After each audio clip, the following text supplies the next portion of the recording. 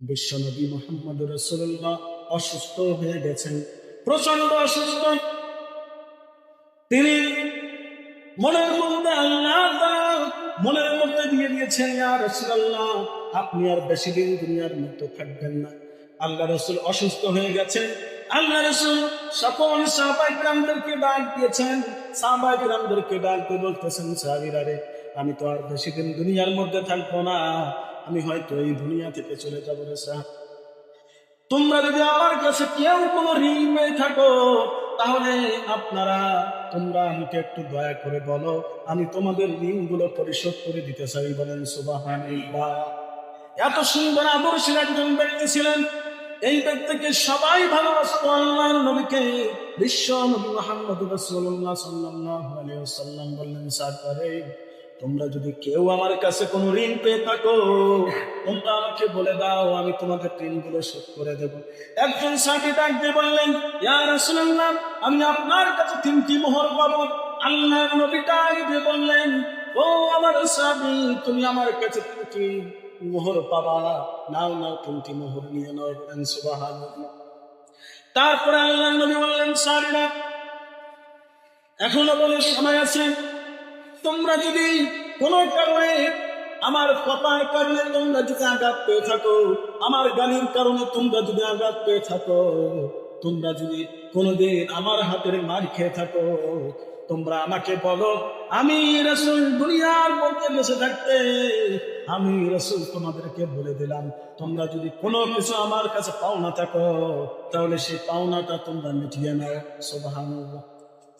একজন সাহাবী বললেন, ইয়া রাসূলুল্লাহ, আমি তো আপনার কাছে একটা পাওনা পাই। আল্লাহর নবী ডাক দিয়ে বললেন, সাহাবী, তুমি কিসের পাওনা আমার কাছে পাও? তখন সাহাবী ডাক দিয়ে বললেন, ইয়া রাসূলুল্লাহ, ইয়া হাবিবাল্লাহ, ওই যে উহুদের ময়দানের মধ্যে আপনি যখন যুদ্ধ করতেছিলেন, ইয়া রাসূলুল্লাহ, আপনি তরবারিটা হাত দিয়ে আপনি ঘোরাইতেছিলেন, শত্রুদেরকে মোকাবেলা করতেছিলেন। ইয়া রাসূলুল্লাহ, ওই মুহূর্তে একটা তরবারি এসে আমার গায়ের মধ্যে লেগেছে। ইয়া রাসূলুল্লাহ, আমি আঘাত পেয়ে গেছি। আল্লাহর নবী বললেন, সাহাবী রে, তুমি সেই দিন আঘাত পেয়েছো, এখন কি করতে চাও?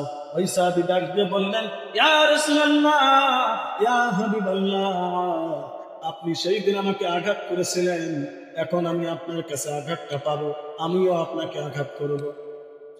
এই কথা বলার সাথে সাথে হযরতে উমর, হযরতে আবু বকর সকলেই কেঁপে গেল। আল্লাহর নবীকে ডাক দিয়ে বললেন, ইয়া রাসূলুল্লাহ, আপনি একটা বার অর্ডার দেন, এই ব্যক্তি আপনার সামনে বেয়াদবি করতেছে। ইয়া রাসূলুল্লাহ, আপনি একটা বার আমাদেরকে অর্ডার দেন, এর কল্যাণটা নেমে দেন। প্রচন্ড রাগান্বিত হযরত ওমর রাদিয়াল্লাহু তাআলা আনহু, আল্লাহর নবী বললেন, ও সাহাবী হযরত উমর, শান্ত হয়ে যাও। তার কারণ এই যে আমার সাহাবী, তিনি হচ্ছেন আমার কাছে ঋণী, তিনি আমার কাছে ঋণ পায়, তাকে পরিশোধ করে দেন। তখন আল্লাহর নবী বললেন, সাহাবী রে, নাও, আরো চাবুক আমি তুমি আমার পিঠের মধ্যে বাড়ি দাও। যখন আবু বকর চাবুক এনে দিল আল্লাহর নবীর পিঠের মধ্যে মারার জন্য, চাবুক এনে যখন হাতের মধ্যে দিল, তখন ওই সাহাবী ডাক দিয়ে বললেন, ইয়া রাসূলুল্লাহ, ইয়া হাবিবাল্লাহ, আপনি যখন আমাকে আঘাত করেছিলেন, আপনি যখন আমাকে মারিয়েছিলেন, তখন আমার শরীরের মধ্যে কোনো পোশাক ছিল না। ইয়া রাসূলুল্লাহ, আপনার শরীর থেকে পোশাক খুলে ফেলেন।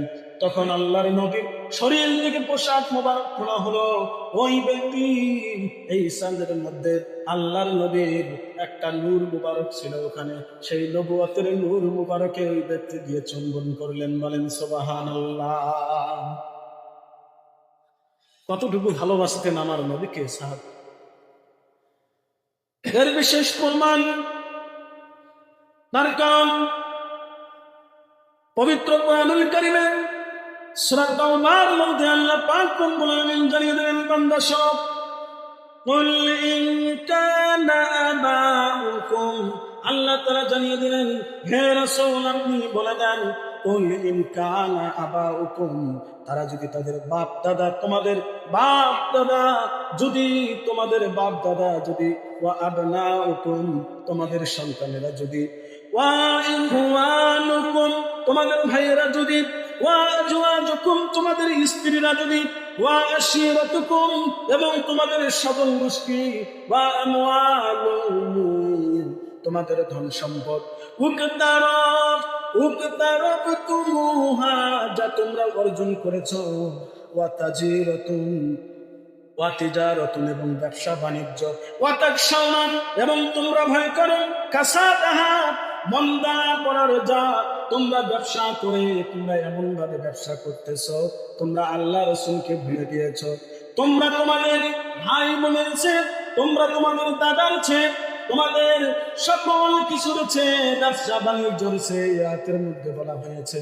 তারপরে বললেন অতার দুহা, তোমরা পছন্দ করো, হাব্বা ইলাইকুম মিনাল্লাহ, আল্লাহ তাআলাকে এবং তার রাসূলকে তোমরা যদি অধিক প্রিয় মনে না করো, তাহলে মনে রাখবা কঠিন কিয়ামতের ময়দানে আমি আল্লাহ পাক রব্বুল আলামিন তোমাদেরকে পছন্দ করব না। তাহলে আল্লাহ রাসূলকে ভালোবাসার দরকার আছে না নাই? বলেন, আল্লাহ রাসূলকে ভালোবাসার দরকার আছে।